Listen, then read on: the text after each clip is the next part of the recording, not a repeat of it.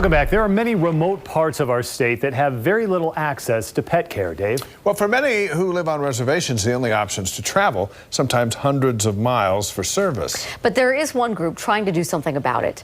New Specialist Ashley Moser joins us with more.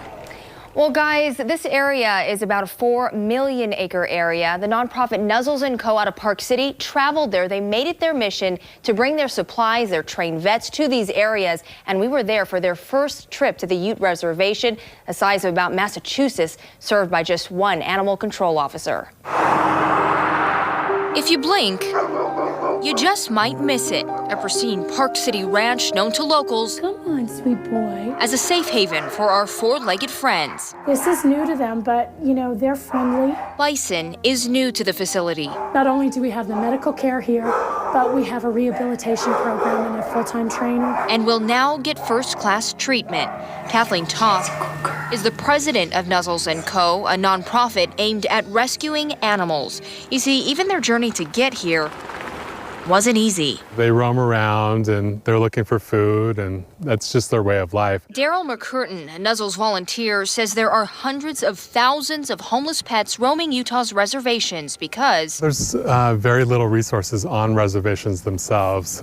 This reservation in particular has no animal control facility like you might find in a regular city. vet clinics are often hundreds of miles away, which is why today, Look, over here. the nonprofit turned this schoolhouse on the Ute Reservation into a clinic Hi, Charlie. to spay and neuter cats and dogs of every breed and every age. He's so cute. Some have a more troubled past than others. Blue is a stray that someone dropped off in Fort Duchesne, and I adopted him. Sonia Willie grew up in the area and has seen a change in attitudes over the years. And I just didn't want to add to the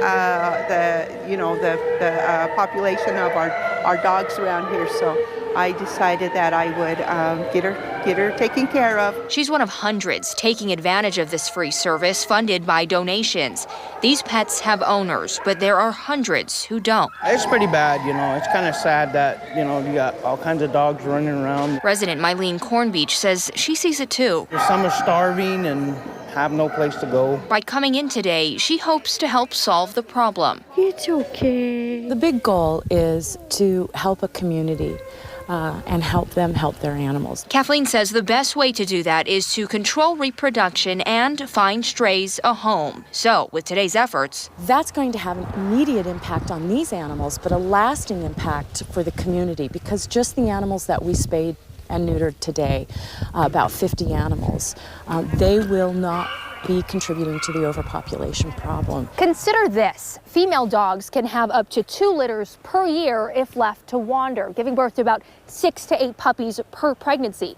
Over a lifetime, they can have about 100 puppies. Cats are in even bigger trouble. They can have up to 3 litters, giving birth to about 6 to 8 kittens. And that cycle continues with those puppies and kittens reproduce.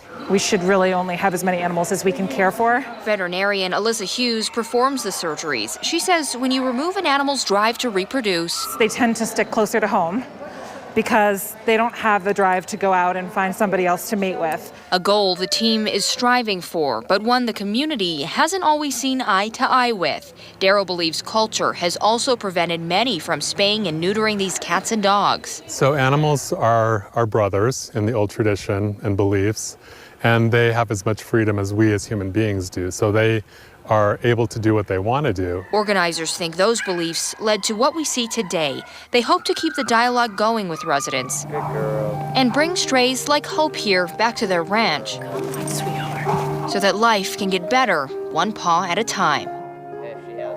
Nuzzles & Co. will go back to the Ute Reservation once a week for the near future to pick up those homeless cats and dogs with hopes of getting them adopted, guys, in the next 2 weeks from when they get to that ranch. And good news, 2 have already been adopted since their last trip. Oh, good. Nice. Yeah, you They're so certainly sweet. feel for those animals Oh, for as sure. you watch them in that video. All right, great report. Thank Thanks. you. Kevin is